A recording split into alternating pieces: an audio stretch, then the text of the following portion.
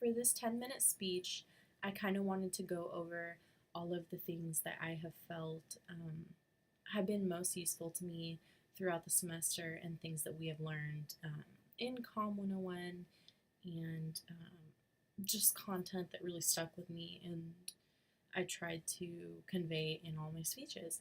So I'm gonna start. I'm gonna start from the beginning. The first one of the first things we talked about was practicing in front of an audience and how important that is. And that was something that, in my first speech, I thought that it may not have much of an impact. And then I kind of saw maybe I'm not as prepared as I thought I was.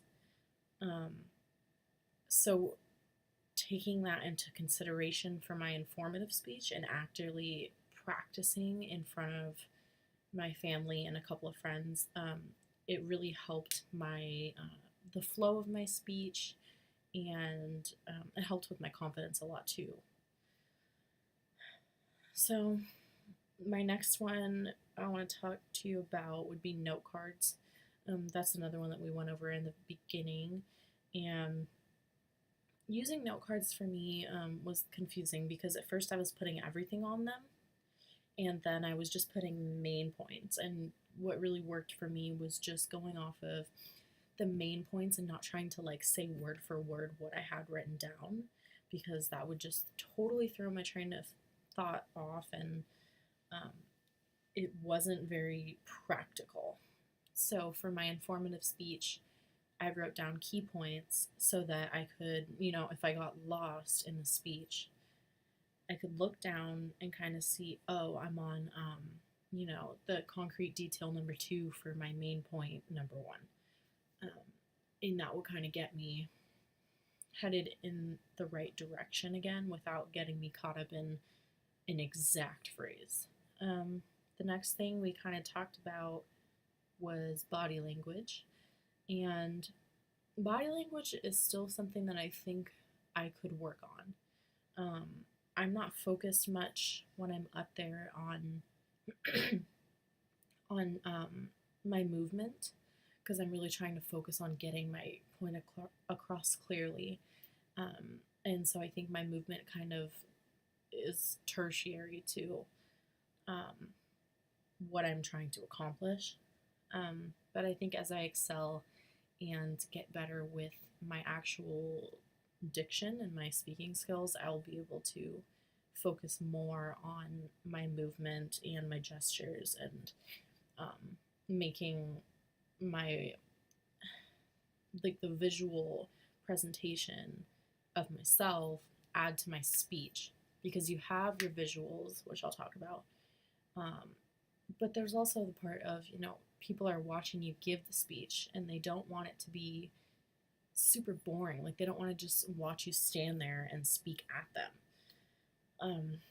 There was a couple people in class that I noticed, Chance is one of them, that his movements are really great. Like, they add a lot to his speeches, and I'm hoping that I can kind of pick up on that a little bit and put that into my speeches too. Eye contact, that's a huge one. I'm pretty good with eye contact. I think that it's easy for me to look at people when I'm talking because I feel like I'm explaining it to them. It doesn't really make me nervous, and I think that eye contact is going to add a lot of credibility to your speaking, because you're not shying away from anyone and you're confident in your information. It's, again, goes hand in hand with the presentation and how you're presenting yourself visually. Vocal variety. I can talk kind of monotone sometimes. It just kind of goes in the same speed, pattern, and intensity of vocal range. But I'm kind of hoping to work on that more as I get more comfortable with actually speaking. So I think all of these things are kind of things that come secondhand to me actually getting the basics, like the core basics down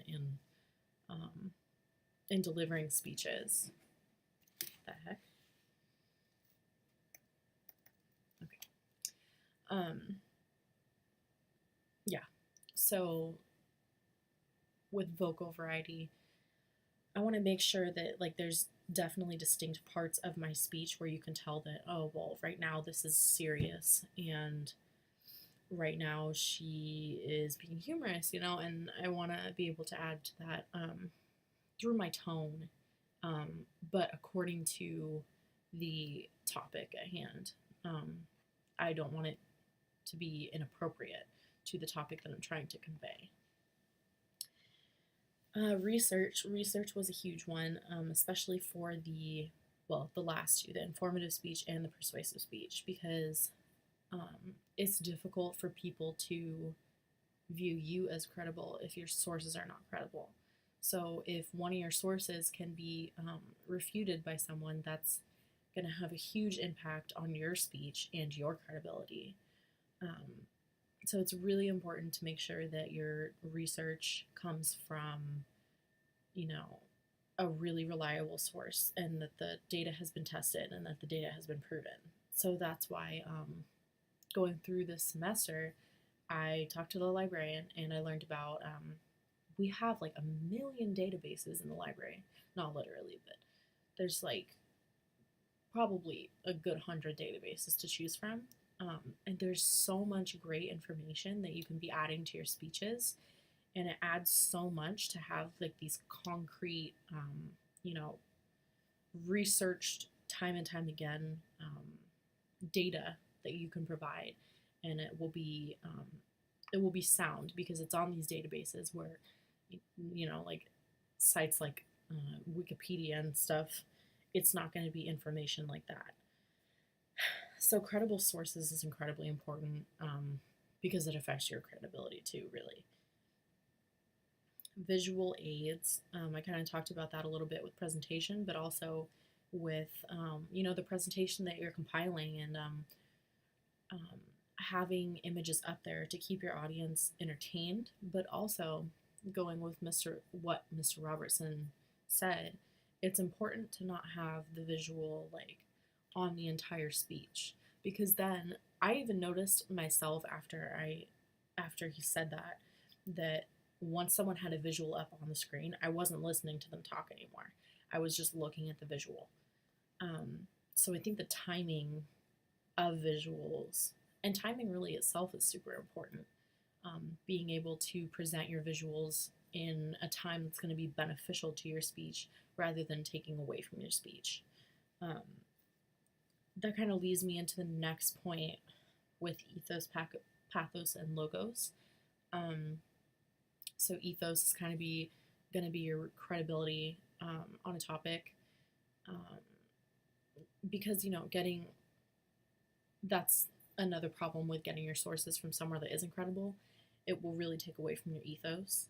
And if you are presenting yourself in a manner that makes you appear to know what you're doing, at least, that's going to add a lot to your ethos, and it'll be one of the key three components to a good speech. So the other two are going to be logos and pathos. So logos is also going to go with your research. That's your logic behind your reasoning. And that's obviously a huge part of the speech, because you want to be presenting sound information so that people will either act on your speech in a persuasive setting, or they will, absorb the most relevant content in an informative speech. And then through pathos, you can really relate to your audience. This is more, relating to your audience is huge, because if you don't know who you're talking to, then, or really what they're looking to get out of the speech, you may present something that's going to just not sit with anyone in the audience, and it will not really have much of an effect. So using pathos, you can kind of connect with your audience through an emotional level to gain their trust, which will also increase your credibility. So my last one I wanted to talk about was really like the art of persuasion, and that's a huge topic, but just briefly, persuasive speech with Monroe's motivated sequence. It's really important that you have a clear need and you have a clear solution, because if there's no solution that you're presenting that's feasible, there's no real reason for someone to want to join the cause and help, because what can they do? Um, so persuasion, that's like it's a huge, it's definitely an art. It's something that I really want to get better at. Um, there's a lot that goes into it, and it's really something where, with the videos that we were watching, like it is really a Jedi mind trick. So, um, with that, I think those are the key points that I kind of picked up, and those were the most applicable points and topics that we covered so far this semester that pertained to me. So, yeah.